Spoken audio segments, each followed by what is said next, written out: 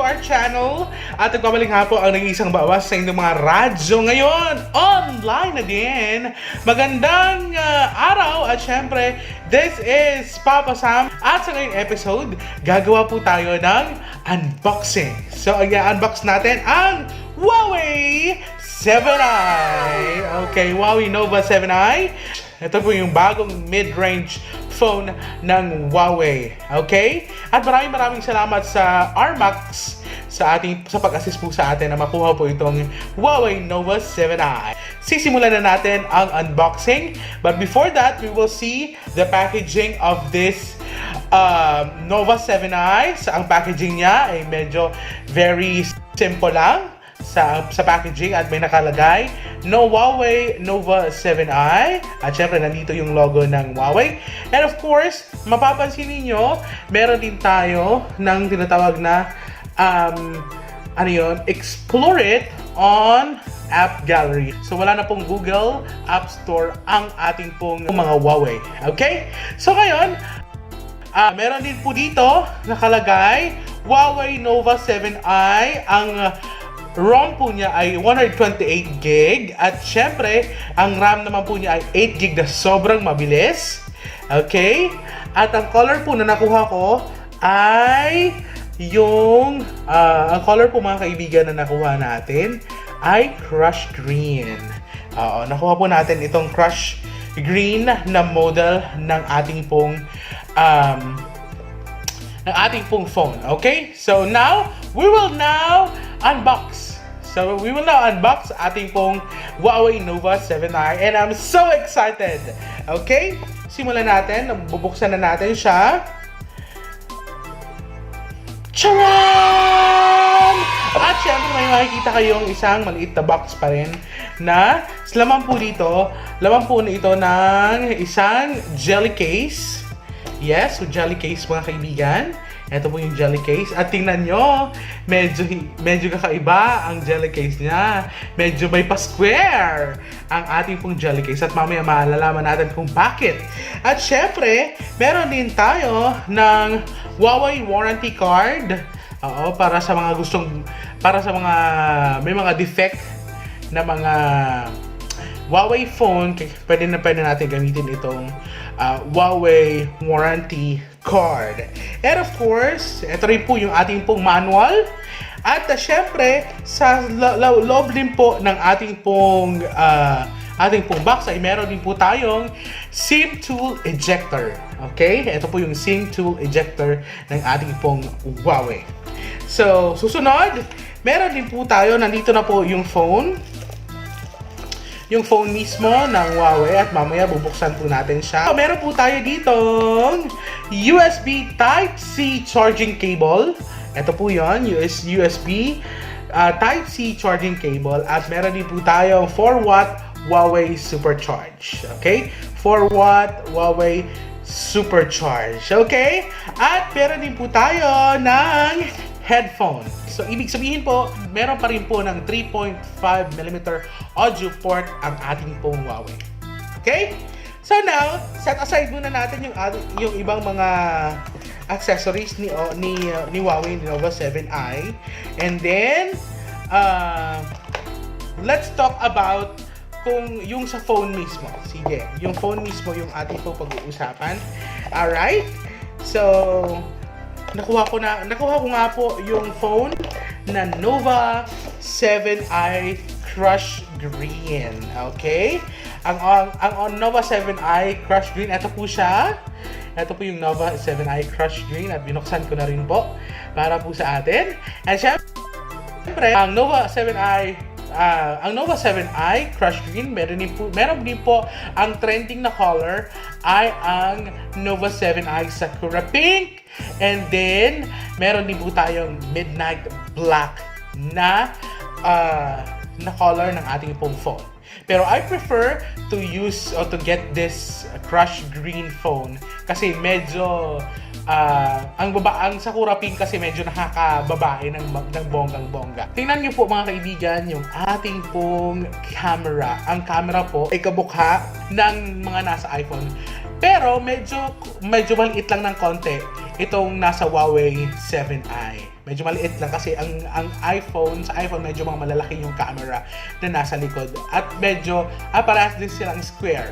Ang phone na ito ay meron pong 48 megapixel quad camera. Kamukhang-kamukha po ng nasa iPhone. At syempre, sa ibang country po, ang tawag po dito ay P40 Lite. Okay? Kasi naglalabasan na po ngayon yung mga P40 Lite po natin at mga P40 series na mga Huawei phones. So, naglalabasan na po yan ngayon. Okay. Sa ibabaw, meron po tayo. Makikita kayo sa ibabaw. Ito yung sa ibabaw. Sa ibabaw po, meron po tayong secondary microphone. Ito po sa ibabaw, meron po tayong secondary microphone. At syempre, sa kanan din po, meron po tayong dito po. Ito po sa kanan pong part ng phone. Meron po tayong volume rocker. At dito po, meron din po tayong power unlock button. At syempre, ito rin po yung ating pong fingerprint sensor. Sa kabila po, meron po tayong lalagyan ng SIM o ang tinatawag nating SIM card tray. Okay? So, sa ilalim naman po, meron tayo ditong headphone jack, meron din po tayong Type-C port, at meron din po tayong microphone. Ayan, nandito rin po yung speaker grill. Okay, natin. Sa display natin, ang display ng Nova 7i ay 6.4 IPS LCD. At syempre, meron po siyang 2,340 times 1,080 pixels. At ito pong phone na ito, mga kaibigan, ay IPS. So, ibig sabihin po, hindi po siya AMOLED display. Pero mukhang AMOLED display po siya. Hindi ako makapaniwala na IPS ito. At syempre, feeling ko ito ay parang AMOLED display. Okay? Display lamang. Pero IPS po siya. Sa mga gumagamit ng Nova 5T, Huawei Nova 5T, medyo malaki po ito sa Nova 5T. Sa likod naman po, meron tayong medyo curve po yung ating pong medyo pa-curve po yung ating pong mga edges at medyo maganda siya sa gripping, sa pag-grip at syempre sa paghawak ng ating mga phone. Kaya thumbs up tayo dyan. So, ito po ang fingerprint. Medyo tingnan po natin, medyo sobrang mabilis po. Very accurate ang ating pong tingnan nyo po, very accurate po yung ating pong fingerprint. Maninibago lang ako sa fingerprint natin kasi ako po, ang ginagamit ko po dati ay Oppo F7 na ang Oppo F7 ay nasa likod po yung fingerprint. So maninibago ako dito sa fingerprint na side. Parehas din po ng 5T. Sa likod po, ito po ay plastic lamang po. Pero tingnan nyo naman, napaka-classy ng ating pong design. Napaka-bongga, napaka-social ng design na ito. At thumbs up tayo dyan sa ating pong design. Na talaga naman, tingnan mo, kumikinang. Okay? Susunod naman po, pag-uusapan natin yung punch hole sa gilid. Ito yung punch hole po sa gilid.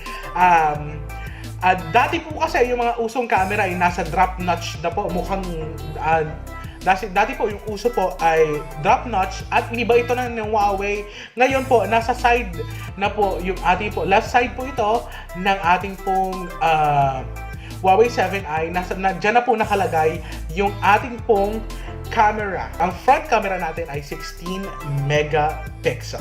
At ang camera po natin sa main camera ay 48 MP main camera. Meron din po tayong 8 MP ultra wide camera.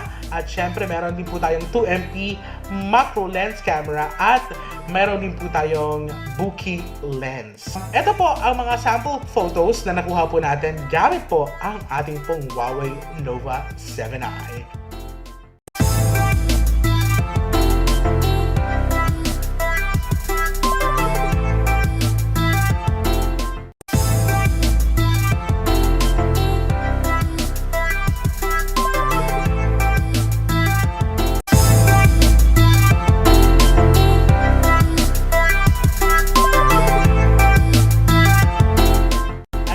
Nakita niyo mga pictures at syempre I promise you na ipapakita ko pa yung mga videos at photos na makukuha ko use this camera sa mga susunod nating vlog. Susunod naman po natin pag-uusapan ang ating pong battery capacity. Ang battery capacity po ng ating pong Huawei Nova 7i ay 4,200 mAh 40 watt Huawei Supercharge, na kung saan based on the experiences of other user of this Nova 7i, ang 30 minutes lamang po mga kaibigan ay meron ka na pong 70%. Ang ating pong chipset mga kaibigan ay HiSilicon Kirin 810 with 8GB of RAM and 128 internal storage. Kaya po nitong talunin ang chipset Oppo Reno 2. Mabilis din po ang performance niya, lalong-lalo na po sa gaming. Kaya po sa mga Mobile Legends, tamang-tama po ito pong cellphone na ito para sa inyo. At ito po mga kaibigan ay powered by EMUI 10 based on Android. Okay, so ibig sabihin po mga kaibigan, ang system po niya, o operating system po niya ay very latest na po. Latest po yan. Okay, nag-doubt ako nung una na kunin itong Huawei 7i. Una, wala po siyang Google App Store, wala na pong Google App Store ang Huawei. Dahil sa mga, alam niyo naman yan. Okay, wala na pong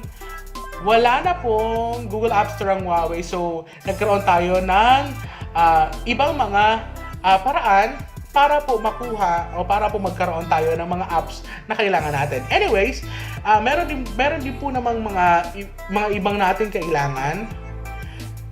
Meron po namang apps na naandito na sa ating pong Huawei Nova 7i. May mga apps naman tayo na naandito na rin. But then again, ang iba dito ay hindi na supported, lalo na yung mga Google services, hindi na supported po ng Huawei. Pero, nakakuha pa rin po ako ng Facebook, ng Messenger, ng i1, at marami pang iba. Supported din siya. Okay rin pong i-install ang Google Chrome. Gumagana din po siya. So, nakikita nyo, meron din po akong YouTube.